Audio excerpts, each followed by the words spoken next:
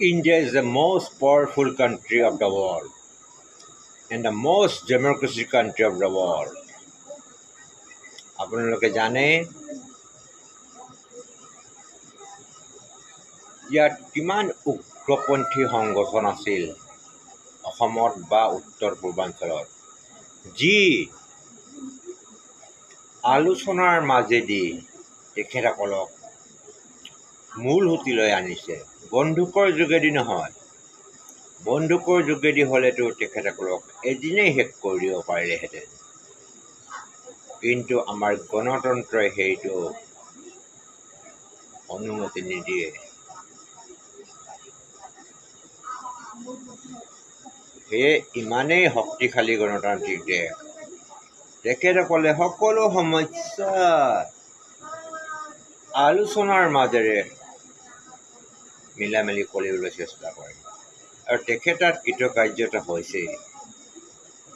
As for example, আমাৰ ডিমাচা উগ্ৰপন্থী সংগঠন, কাৰ্বি আমাৰ উগ্ৰপন্থী সংগঠন, বা বড়ো উগ্ৰপন্থী সংগঠন, বা কুকি উগ্ৰপন্থী সংগঠন, বা নগা উগ্ৰপন্থী সংগঠন, কাকো আৰ্মিৰ দ্বাৰা আমাৰ ভাৰত চৰকাৰে আক্ৰমণ কৰা নাই দেই।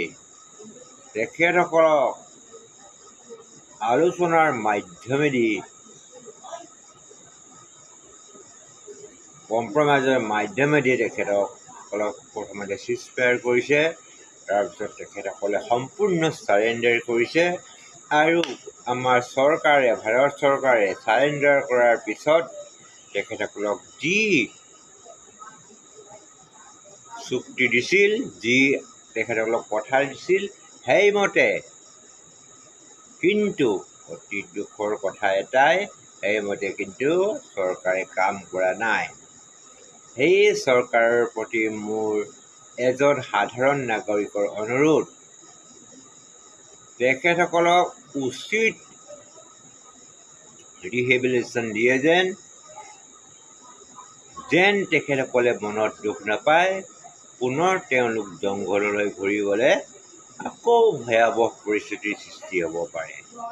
সেয়ে মোৰ প্ৰধানমন্ত্ৰী ডাঙৰীয়া নৰেন্দ্ৰ মোদী আৰু আমাৰ গৃহমন্ত্ৰী ডাঙৰীয়া অমিত শ্বাহ, এইসকলক মোৰ আন্তৰিক অনুৰোধ, তেখেতসকলক মোৰ আন্তৰিক অনুৰোধ, এই সমস্যাবিলাকৰ যিসকলে তেওঁলোকে বিচাৰিছিলে সম্পূৰ্ণ নোৱাৰিলেও অলপ হ'লেও দিব।